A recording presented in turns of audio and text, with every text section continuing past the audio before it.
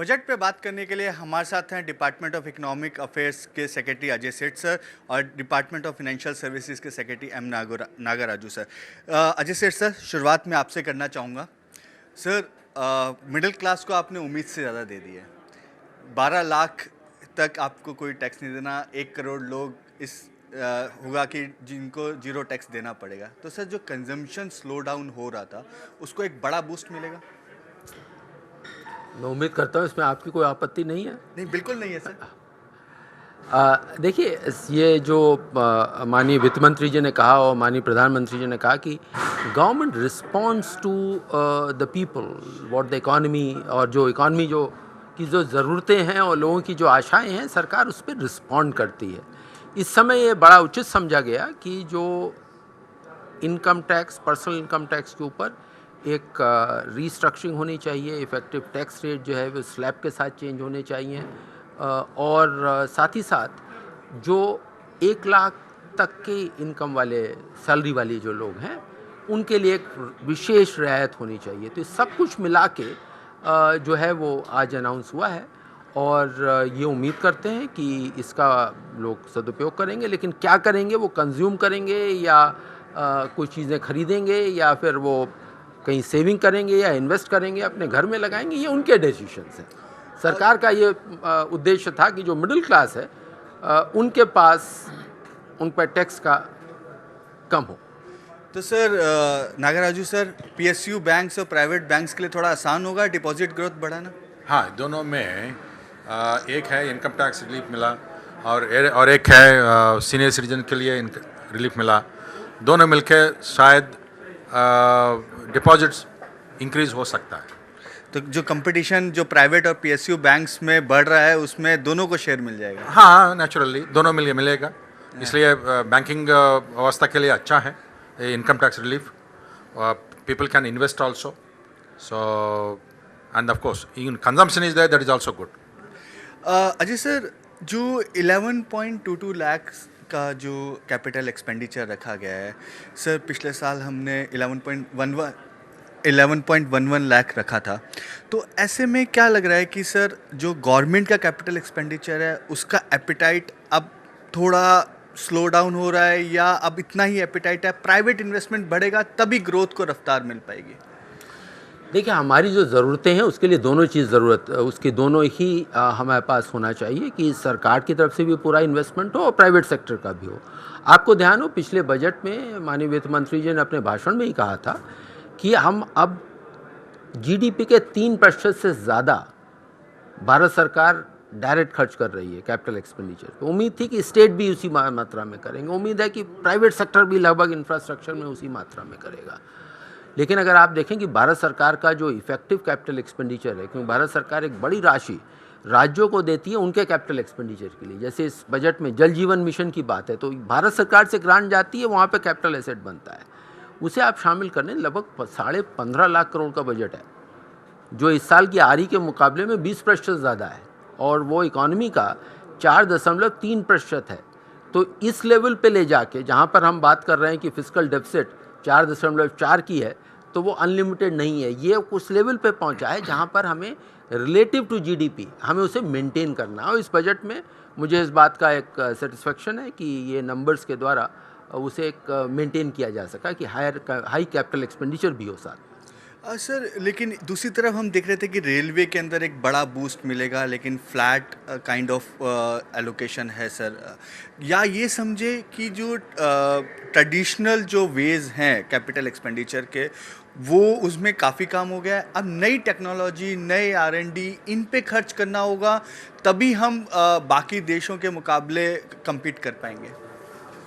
देखिए, निश्चित तौर पे हमें रिसर्च और डेवलपमेंट इन इनोवेशन पर खर्च करना है, और जैसे कि 1 लाख करोड़ का एक आउटले वित्त मंत्री जी ने पिछले भाषण में कहा था, और इस भाषण में उससे 20,000 करोड़ पर उसका प्रावधान भी किया गया है। ये दोनों वो ज़रूरत है, लेकिन वो कैपिटल एक्सपेंडिचर नहीं है। रही बात कि उसमें रेलवे का या रोड सेक्टर का क्या प्रोविज़न है, उनकी जो अगले वर्ष की ज़रूरतें हैं, जो उनके इन्वेस्टमेंट प्लान है, उसके हिसाब से पर्याप्त किया गया है। लेकिन कुछ नई चीज़ें भी आ रही हैं, जैसे अर्बन इंफ्रास्ट्रक्चर है, जहाँ पर प्राइवेट कैपिटल नहीं आ रही है, अभी सरकार को उस क्षेत्र में पैसा लगाने की ज़रूरत है। तो अर्बन चैलेंज फंड जो इसमें अनाउंस हुआ है 1 लाख करोड़ का और 10,000 करोड़ का बजट किया गया है, 25% भारत सरकार देगी, बाकी कम से कम 50% बैंक से लेके आई है। जो म्यूनिसिपल कॉर्पोरेशन है वो अपने प्रोजेक्ट बनाएंगे, कुछ बैंक से पैसा लेंगे आधा, कुछ इस फंड से लेंगे, कुछ अपना स्टेट गवर्नमेंट से लेंगे, प्रोजेक्ट बनाएंगे। तो ये जो कैपिटल एक्सपेंडिचर जो ट्रेडिशनल 2-3 सेक्टर हैं उससे आगे बढ़ते हुए जो इकोनॉमी की ज़रूरत है उसे पूरा करने का प्रयास है। नागराजू सर, मैं आपके पास आना चाहूँगा। जो इंश्योरेंस के अंदर एफडीआई का लिमिट सर 74 से 100% कर दिया, और दूसरी बात कि जो इंश्योरेंस अमेंडमेंट बिल है, तो क्या वो ऑन ट्रैक है या उसकी कुछ रिकमेंडेशन मानी, क्योंकि ये भी एक रिकमेंडेशन का पार्ट था 74 से 100%। ये 74 से 100% हम लोग एफडीआई एंट्री कर रहा हूँ और उसके साथ रूल्स है, इंश्योरेंस रूल्स वो भी अमेंड करेंगे। एफएम बजट उनका बजट स्पीच में मेंशन किया, उनका रूल्स है थोड़ा सा कॉम्प्लेक्स है। डिविडेंड्स रिपैट्रिएशन, केएमपी अपॉइंटमेंट, ये सब रूल्स हम लोग सिंप्लीफाई करके हम लोग सुविधा करेंगे, ताकि अगर कोई 100% इंश्योरेंस कंपनी कोई foreigners if they owning, they can always bring their own senior people for Manning the position. अब हम लोग का बिल वो हम लोग इंटरमिनिस्ट्रियल कंसल्टेशन हम लोग कंप्लीट कर दिया, अभी एफएम अनाउंसमेंट कर दिया। अगर द कैबिनेट अप्रूवल के बाद ये इम्प्लीमेंटेड, तो सर कंपोजिट लाइसेंस की जो बात हो रही थी, everything it's all part of the plan. Ajay sir, जो नॉमिनल आपने ग्रोथ रेट, जीडीपी का ग्रोथ रेट दिया है वो 10.1% दिया है, और जो इकोनॉमिक सर्वे में था 6.8% उन्होंने GDP growth, real GDP growth दिया है। तो एक तो सर हम रियल जीडीपी ग्रोथ कितना देख रहे हैं, दूसरा इस चैलेंजिंग वे में क्या ये पा पाना आसान है, मुश्किल है, कितनी चुनौतियाँ आपके सामने हैं?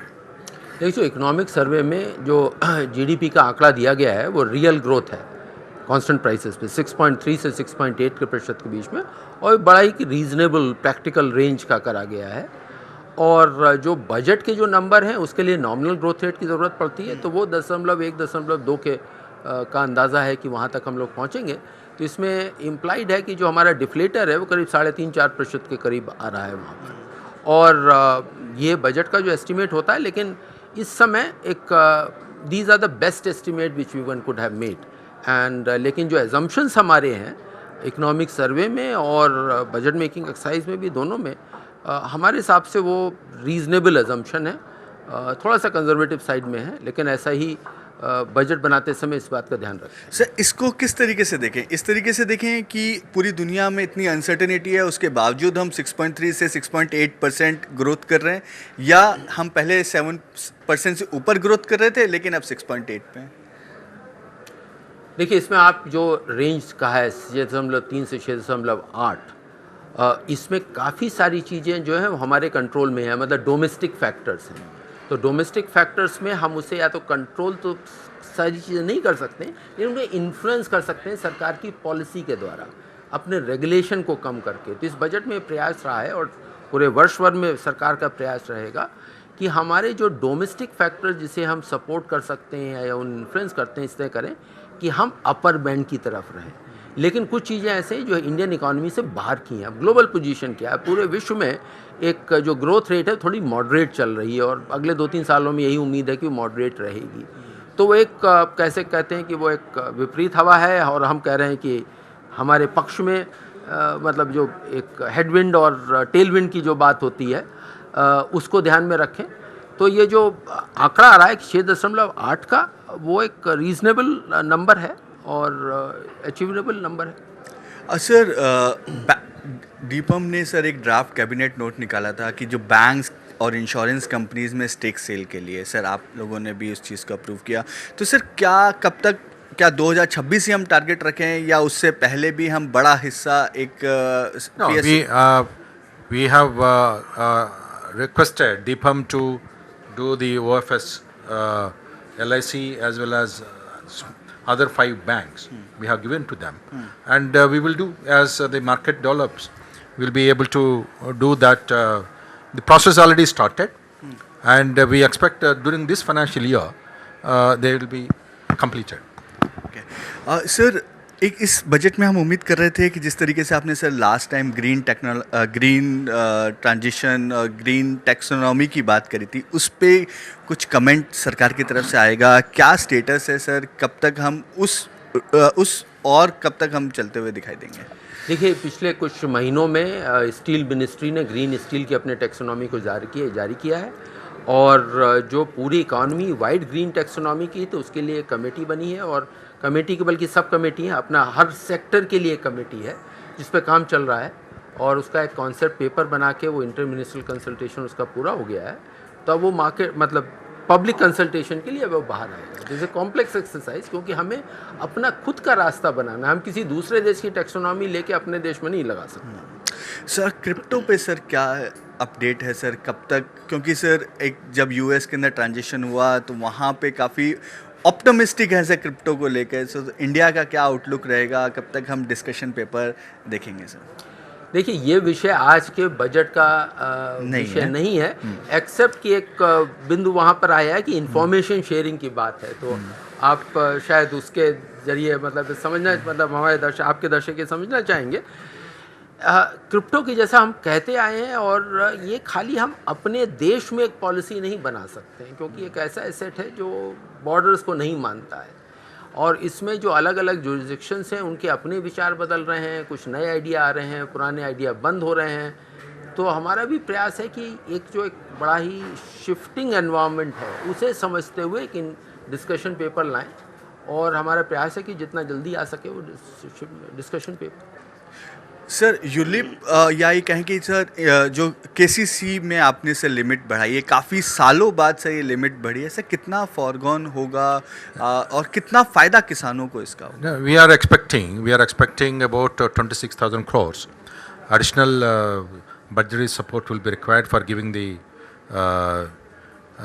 for expanding, and we also expect a few lakhs of farmers will get impacted positively by the KCC enhancement. Sir last question Ajay sir, sovereign gold bond को लेकर क्या अपडेट है सर? क्या एक माने कि अब ये जो स्कीम है या ये जो एवेन्यू है उसको आप शेल्फ कर रहे हैं आगे, क्योंकि गोल्ड प्राइसेस रेट ज़्यादा है और थोड़ा महंगा है वहाँ से बोरो करना? सिर्फ थोड़ा महंगा नहीं, काफ़ी महंगा है। इसका जो पिछले 7-8 वर्षों का अनुभव रहा है कि सॉवरेन गोल्ड बॉन्ड के माध्यम से बोरोइंग करना कुछ बहुत से फ़ायदा नहीं हुआ है, साथ ही साथ उसका इंपोर्ट कम हुआ है, उसके ऊपर भी कुछ सकारात्मक प्रभाव नहीं पड़ा है। तो उसका नज़र में रखते हुए इकॉनमी में भी कुछ फ़ायदा नहीं है और सरकार को भी फ़ायदा नहीं है। अब जब दोनों को फ़ायदा नहीं है तो उसके चलते फिर साल भर से कोई नया बॉन्ड हमने इशू भी नहीं किया है। सर बहुत बहुत धन्यवाद जी बिज़नेस को समय देने के लिए और मिडिल क्लास को एक बड़ी रिलीफ देने के लिए।